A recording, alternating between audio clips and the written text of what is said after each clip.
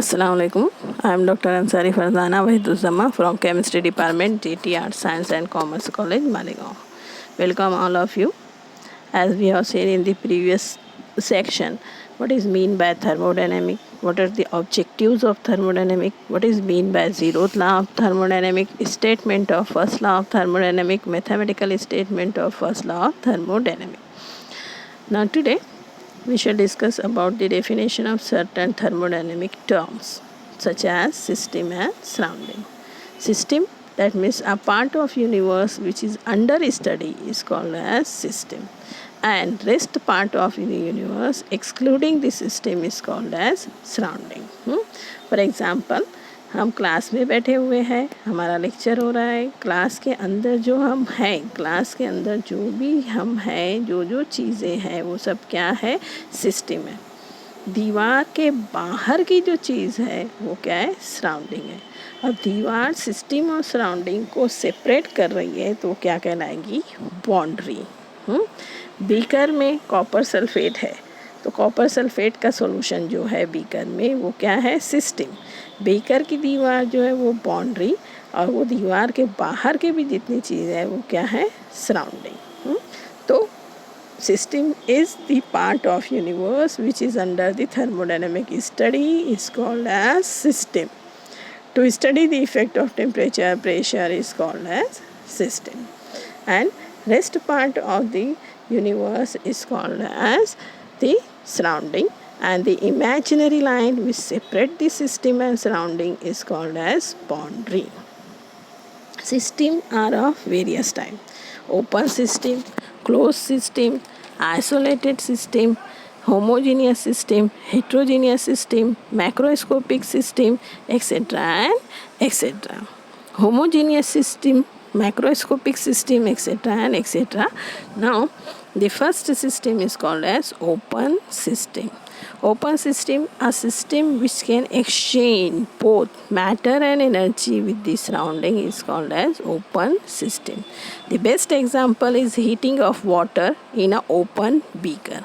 जब बीकर में हम उसे हीट करेंगे तो जो हीट है वो कहाँ से कहाँ जा रही है? सराउंडिंग से सिस्टम में जा रही है। और जब वाटर हीट होता है तो वो वेपर में कन्वर्ट होके कहाँ जा रहा है? सराउंडिंग में। तो वाटर क्या है? मैटर है। मैटर किस में जा रहा है? यहाँ पर वेपर फॉर्म में, जो किस में? सराउंडिंग में। तो दोनों का एक्सचेंज हो रहा है। एनर्जी जो है वो सराउंडिंग से सिस्टम में जा रही है, मैटर जो है वो सिस्टम से सराउंडिंग में जा रहा है। ऐसी सिस्टम को हम क्या कहेंगे? Open system. ऐसी सिस्टम जिसमें दोनों का एक्सचेंज होता है, matter as well as the energy, that type of system is called as open system. Now, closed system. Closed system, a system which can exchange only energy with the surrounding but not the matter, is called as closed system. ऐसे system जिसमें सिर्फ energy का exchange होगा, matter का exchange नहीं होगा, is called as close system. For example, beaker में water हमने लिया, उसको गर्म करेंगे और बीकर के ऊपर एक लिड लगा देंगे।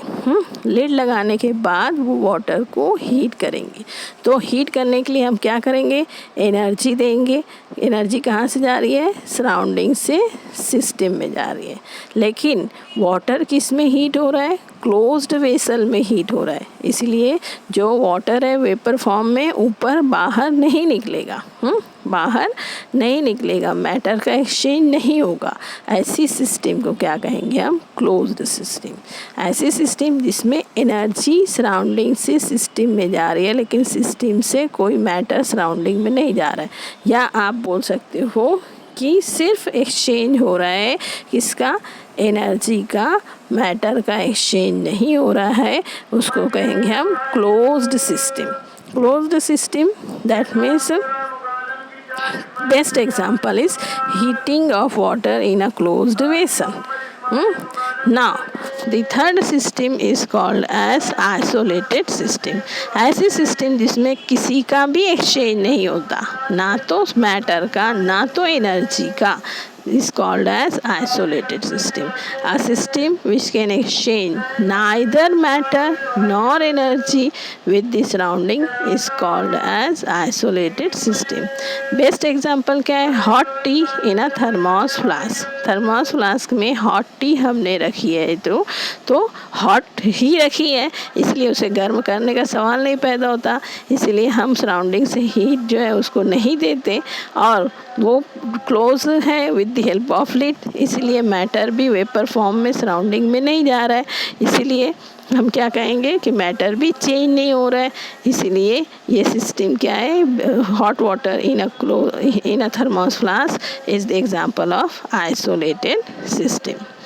Here, see here some examples of the open system, closed system, and isolated system.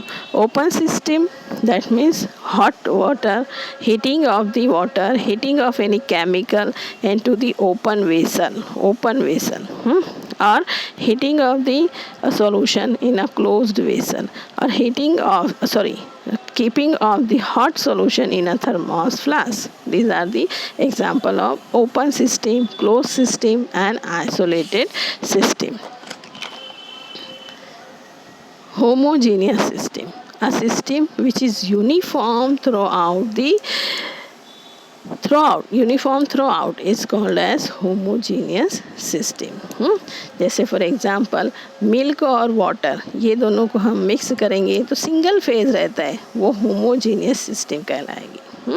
इसी तरह से सॉल्ट को वाटर में डालेंगे, after some time it gets dissolve in water, और you can say that it is a homogeneous system. इसी तरह से सॉल्ट डालो या शुगर डालो in a water, we got a homogeneous system. For example और मिक्स करो, कॉपर सल्फेट को वाटर में डालेंगे, वो डिजॉल्व हो जाता है और ब्लू कलर का सॉल्यूशन देता है, वो भी क्या हुआ? यूनिफॉर्म हुआ थ्रू आउट, इसीलिए उसे क्या कहेंगे? एक ही फेज दे रहा है, इसलिए वो एग्जांपल है होमोजीनियस सिस्टम की. अब आते हैं heterogeneous system. A system which is not uniform throughout is said to be heterogeneous system. For example the kerosene water में डालेंगे, शेक करेंगे, तो देखो क्या होता है? केरोसिन वाटर में डालने का शेक करने के बाद आपको दो लेयर मिलती है, एक केरोसिन की लेयर मिलती है, एक वाटर की लेयर बनती है. तो ये एग्जांपल किसकी हुई? हेट्रोजीनियस सिस्टम की. Which is not uniform, it gives us a two immiscible layer, is said to be heterogeneous system. और now macroscopic property. Macroscopic system means a system containing large amount of the system is called as the macroscopic system. In other word, you can say that macroscopic system is one containing large number of particles, that means atom, ion, or molecule is called as the macroscopic system. Is called as the macroscopic system. Or macroscopic system, a property related to the behavior of particle in a macroscopic system is called as macroscopic property. Macroscopic property और किसको कहते हैं हम? कि the property related to behavior of particle in a macroscopic system is called as macroscopic property. A property related to behavior of particle in a macroscopic system is called as macroscopic property.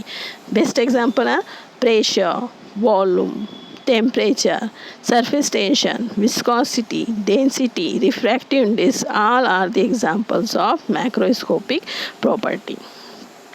Now, state of the system and state variable. State of the system and state variable. State of the system means what? A state of system means a condition of system when various macroscopic properties like pressure, volume, temperature, etc. of the system have been assigned definite value. The first and last state of the system are called as initial state and final state. जैसे आपको ice है, ice क्या है, solid है। जब उसको हम heat देंगे तो किस में होगा, वाटर में कन्वर्ट होगा। वाटर क्या है, लिक्विड स्टेट है। तो हम यहाँ पर क्या कहेंगे कि आइस जो है उसकी इनिशियल स्टेट है और वाटर जो है उसकी फाइनल स्टेट है। इसी तरह से वाटर को जब हम हीट करेंगे तो वाटर किस में जाएगा, वेपर स्टेट में जाएगा। तो वाटर क्या है, उसकी इनिशियल स्टेट है और वेपर जो है उसकी फाइनल स्टेट है। इसी तरह से कम्फोर है, उसको जब हम हीट करेंगे तो डायरेक्टली वेपर स्टेट में जाता है। तो उसकी जो इनिशियल स्टेट क्या है, सॉलिड, और फाइनल स्टेट क्या है, वेपर। और जब उसको हम सॉलिडिफाई करते हैं तो वेपर से सॉलिड स्टेट में आता है। तो इनिशियल स्टेट क्या हुई उसकी, वेपर, और फाइनल स्टेट जो उसकी सॉलिड हुई। ओके,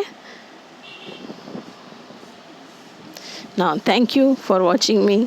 अल्लाह हाफिज़।